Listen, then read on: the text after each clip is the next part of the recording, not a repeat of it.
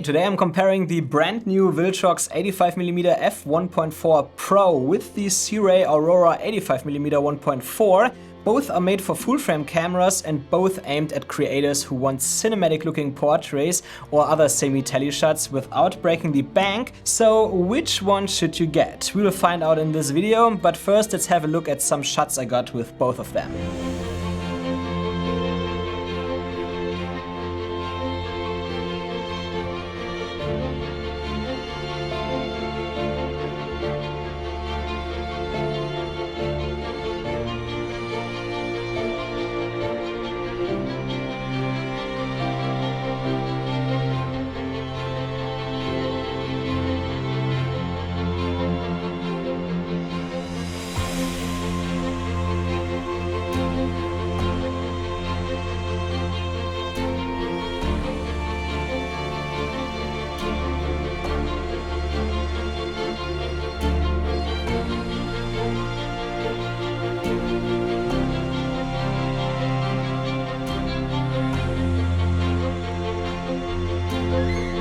Bro, what are you doing on my car?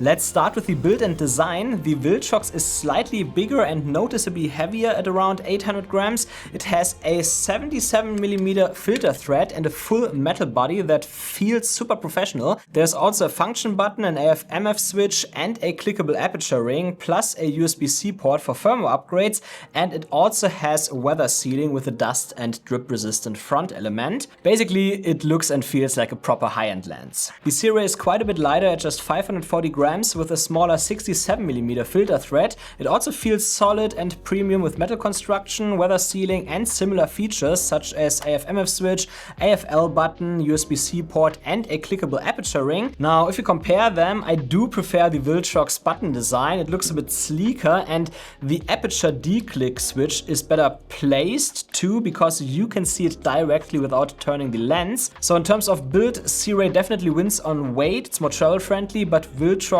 feels more refined and professional. In real world use, I honestly found the shooting experience optical wise pretty similar, like, you know, small camera screen, it all looks pretty good.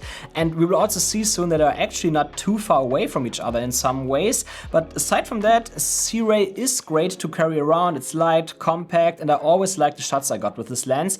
But I do prefer having the Viltrox in my hands because it just feels more solid and balanced on my camera, even though it's heavier. It does not make the camera front heavy, at least not the Sony A9 Mark III, the A7C Mark II maybe a little bit, but on the A9 Mark III it just feels right. So the Sirui wins for travelers who want to keep their bags light, but if weight doesn't matter that much to you, the Viltrox definitely feels more pro on your body and also fits the Sony design a bit better. Anyway, more important is certainly the image quality. I tested both lenses on my Sony A7C Mark II at 33 megapixels.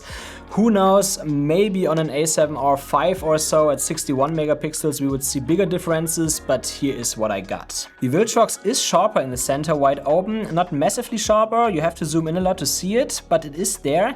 The Sirui is still sharp, but there are more chromatic aberrations even in the center. The Viltrox definitely handles that better, and both lenses peak at around f5.6. The Sirui stays a little softer throughout though, and at f16 they both soften again. Therefore Sirui has a bit more contrast though, but color-wise the Sirui leans more purple while the Viltrox looks pretty natural. And by the way, my camera was set to 5600 Kelvin white balance the whole time, so it was not white balancing.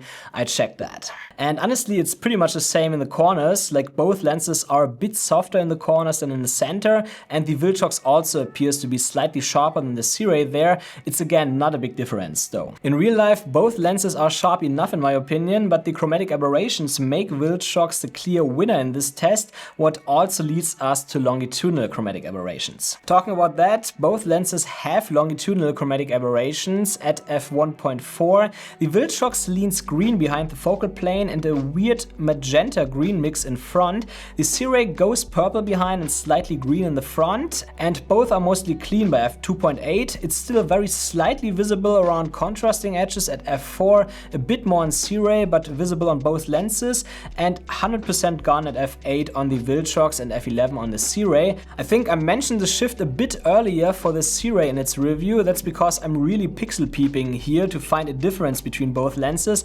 Like, it's only noticeable if you crop in a lot, and under any normal condition you wouldn't see anything anymore on both lenses from around f5.6.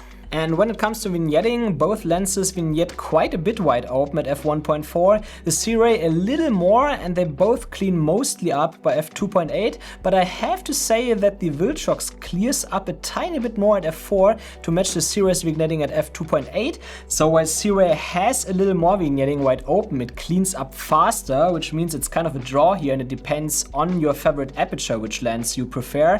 That said, it only matters if you're shooting photos. For video it's almost irrelevant, since most of that vignette would be outside a 16:9 frame anyway, at least at f2.8. Lower, of course, it's noticeable. And regarding autofocus, I tested both lenses on the fastest focus speed setting with normal subject sensitivity on the A7C Mark II.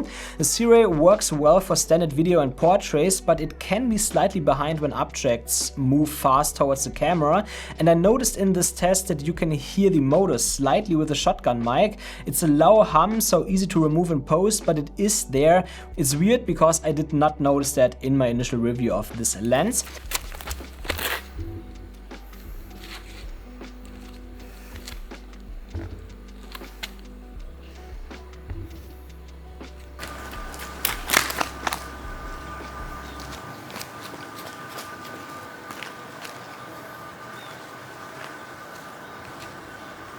The Viltrox, on the other hand, is perfectly quiet, but can also be slightly behind if you run fast towards it, so it's pretty similar performance there.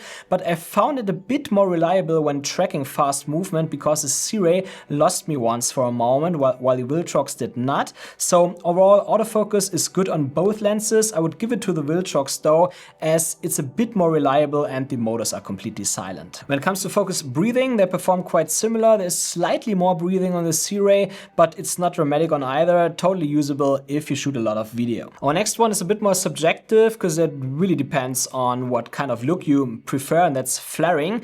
And there the Sirui definitely flares quite a bit more. It's pretty big, soft flares that can add a filmic vibe if you're into that, but if not, they might actually be pretty distracting in your eyes.